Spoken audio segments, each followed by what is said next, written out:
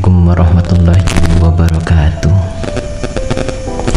Ya, selamat siang, selamat pagi, selamat sore, selamat malam untuk semuanya. Semoga siapa saja yang di sana, siapa saja yang di sini mendapatkan kesehatan, kesempatan untuk menikmati hidup dengan senikmat-nikmatnya, hingga mampu menikmati hidup dan mati. Ya, marilah kita bareng-bareng mencari bekal hidup di dunia dan hidup di akhirat. Jadi kehidupan kita ini bukan hanya sekarang saja, tapi setelah mati kita akan hidup kembali. Maka dari itu, perbanyaklah amalan ibadah, perbanyaklah amalan kebaikan, supaya tiada engkau temui di kemudian hari suatu kata kekecewaan. Ya, marilah kita bareng-bareng belajar bersama, mengambil hikmah pelajaran dan manfaat daripada kisah perseteruan dua bersaudara di pengadilan. Ya, perseteruan dua bersaudara di pengadilan. Kita banyak membaca dan mendengar kisah-kisah sedih tentang durhaka kepada orang tua yang menghitamkan ikatan keluarga, hal yang membuahkan perilaku-perilaku buruk yang mengobarkan amarah, beberapa perkara dan pertengkaran keluarga sampai juga ke pengadilan. Biasanya pertengkaran antara individu dalam sebuah keluarga tersebut berkenaan dengan perkara warisan yang mengakibatkan terputusnya tali silaturahim yang diperintahkan oleh Allah untuk disambung malah diputus.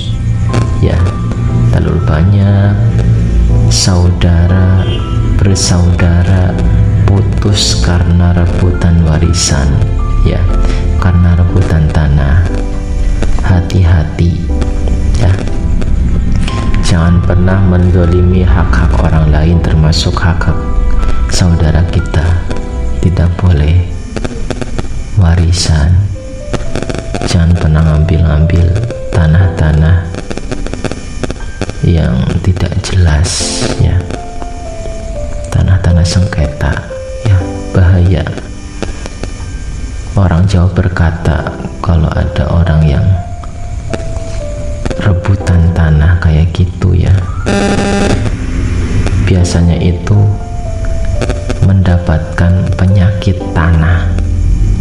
Ya, jadi penyakitnya itu namanya penyakit tanah, dan yang mampu mengobati hanyalah tanah. Ya, maksudnya yang mampu mengobati adalah mati saja.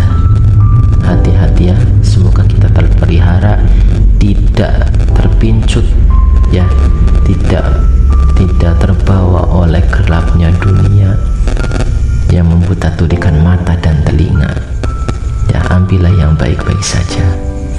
Toh kalau ada warisan, dirembukna, dimusyawarahkan, bagainya ini.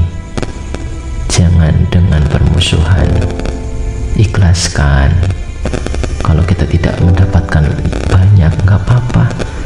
Toh itu diberikan kepada saudara kita sendiri, sama seperti diri kita sendiri, ya.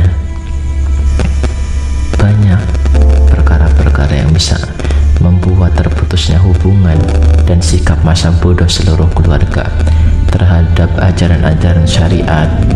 Padahal Islam itu mendorong untuk menyambung silaturahim yang merupakan sebuah tuntunan yang wajib ditunaikan oleh setiap muslim.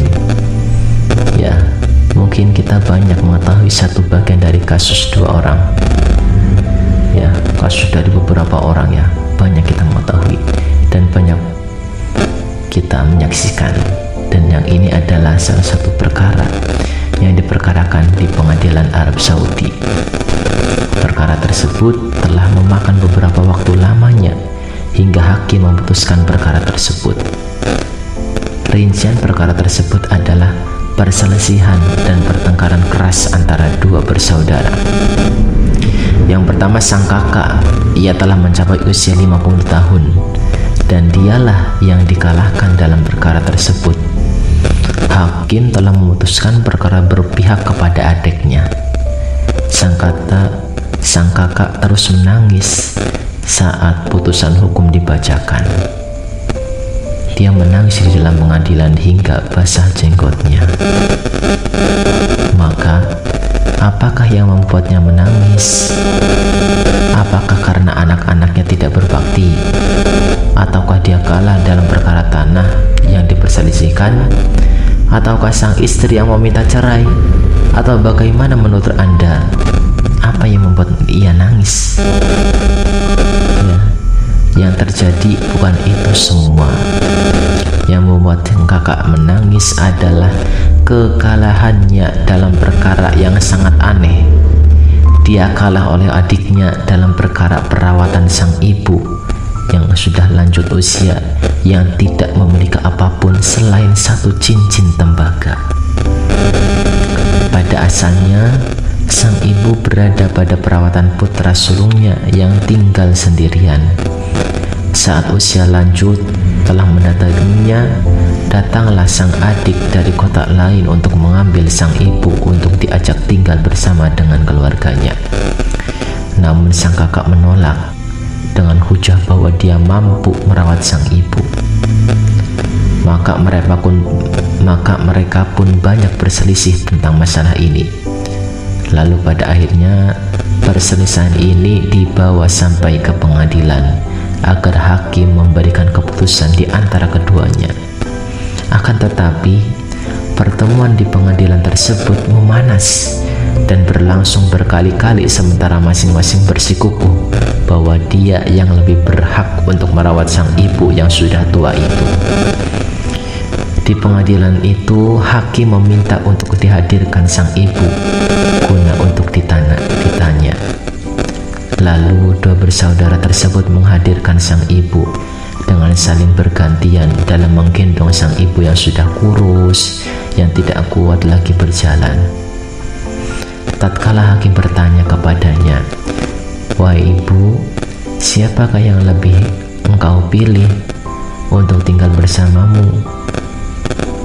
Ya, dan ibu menjawab, "Ini adalah mataku, kesayanganku."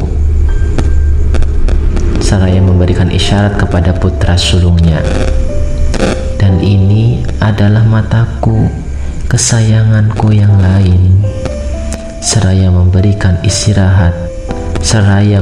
isyarat kepada putra bungsunya.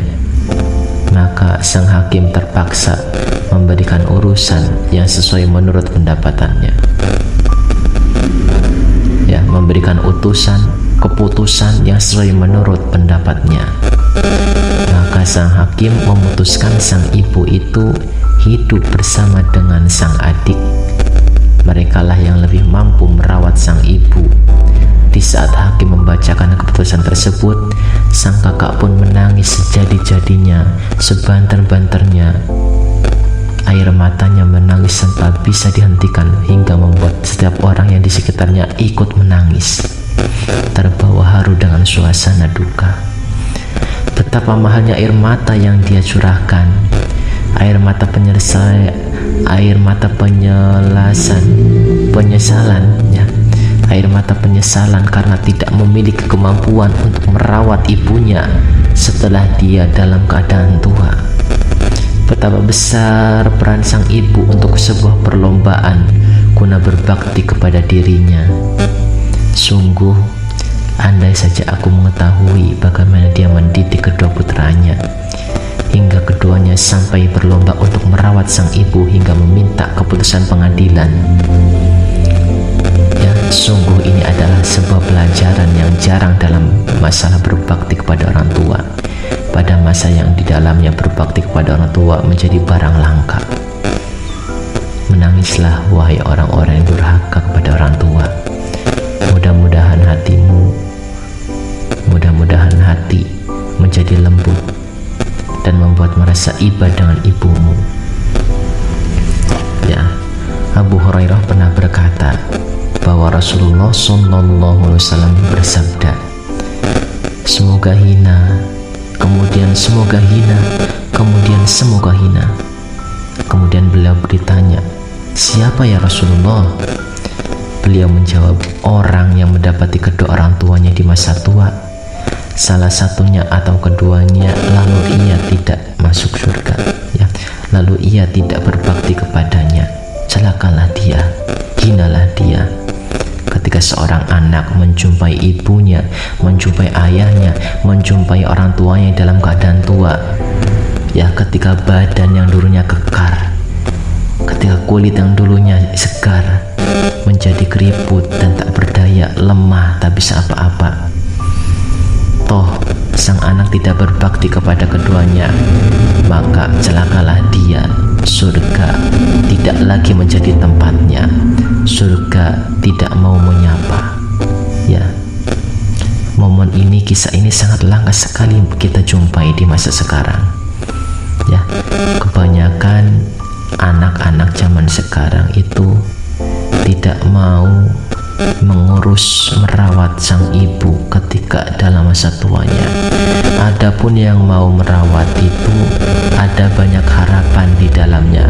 Contoh, warisannya banyak ini, sawahnya banyak, hartanya banyak, ya, usahanya di mana-mana, ini bisa jadi modal. Itu baru mau merawat, tapi tidak tulus, ya, terlalu banyak pamrihnya daripada bersihnya. Padahal, ya, padahal orang tua itu, orang tua cuma dua, ibu dan bapak, ya, cuma ibu dan bapak. Ia mampu mengurusi, ya, ia mampu mengurusi beberapa anaknya, ya, ia mampu mengurusi 10 anaknya. Tapi sekarang jarang, ya, seorang orang tua yang mempunyai anak sampai 10 sudah jarang, karena sekarang banyak diterapkan sistem KB, ya, tapi zaman dahulu banyak, ya. Jadi banyak orang tua cuma berdua saja tapi mampu mengurus anaknya yang jumlahnya 10. Tapi ketika orang tua dalam masa keadaan tua sudah tidak apa-apa, anak 10 ngurusi orang tua saja ributan, selisihan, mau nang kowe baik, mau nang kowe, sama kamu aja aku juga repot, aku juga ngantor jam segini pulangnya, enggak usah lah, sama kamu aja, ya, dilempar-lempar ke sana kembali orang tua. Bagaimana rasanya? Padahal jasanya sangat besar sekali, tidak bisa diungkapkan, tidak bisa dijelaskan, ya. Seandainya ada semua lembaran buku dikumpulkan menjadi satu untuk menuliskan betapa besar pengorbanan, ya, pengorbanan yang telah orang tua lakukan, buku itu tidak sanggup untuk menulis semuanya. Pena kehabisan mangsinya, kehabisan tintanya untuk menulis. Akal manusia, akalmu tidak mampu untuk mengungkapkan apa saja yang pernah ia lakukan untukmu, ya, dari mulai dalam kandungan, ya, seorang ibu ketika mengandung 9 bulan 10 hari, ia merasakan sesuatu yang tidak nyaman. Coba bayangkan ketika perutnya sudah agak gede, naik beberapa bulan gede, tidur susah, miring kanan pegah, miring kiri nggak bisa, airnya melumah, juga nggak enak, ya, nggak enak. Terus kalau lagi nyidam minta yang aneh-aneh, ya. Maka dari itu ada salah satu doa, ya, doa supaya nyidam itu tidak dirasakan oleh sang istri, tapi melainkan dirasakan oleh suaminya, ya. Ada doanya apa? Bisa dikunjungi di channelnya Ahmad Ali Mahdi. Di situ ada perihal doa untuk memindahkan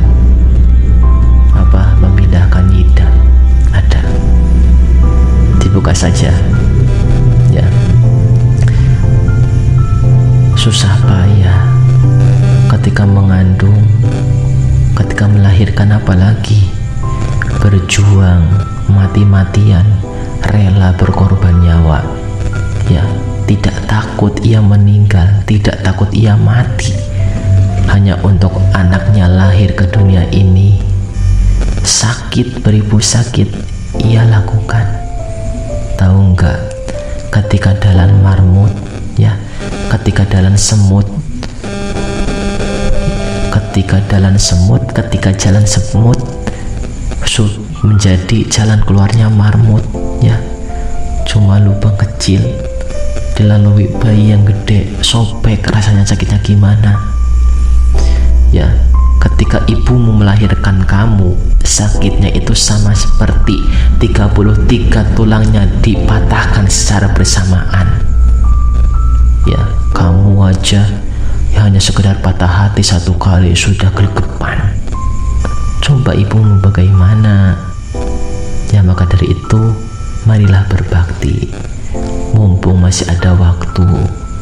Jadilah anak yang soleh, jadilah anak yang mampu dibanggakan orang tua, yang mampu mempermudah, memperlancar ibumu, bapakmu hingga masuk ke surga. Karena ada 3 amalan yang tidak akan terputus. Yang pertama adalah sedekah jariyah, yang kedua adalah ilmu yang bermanfaat, dan yang ketiga adalah doa anak yang soleh dan soleha. Maka jadilah anak yang soleh, jadilah anak yang soleha. Tandanya apa anak yang soleh dan soleh itu? Salah satunya adalah ia sregep mau rajin mendoakan orang tuanya. Itu adalah salah satu tanda daripada anak soleh. Dan anak yang soleh insya Allah kelak juga Allah menghadiahkan surga untuknya. Allahumma amin. Semoga apa yang kita ini bermanfaat, ya, bisa menjadikan kita lebih baik, lebih dewasa, lebih menghargai lagi kepada orang tua. Ya, jangan pernah sakiti dia, jangan pernah sakiti dia, jangan pernah sakiti dia. Semoga bermanfaat. Wabillahi taufiq wal hidayah. Assalamualaikum warahmatullahi wabarakatuh.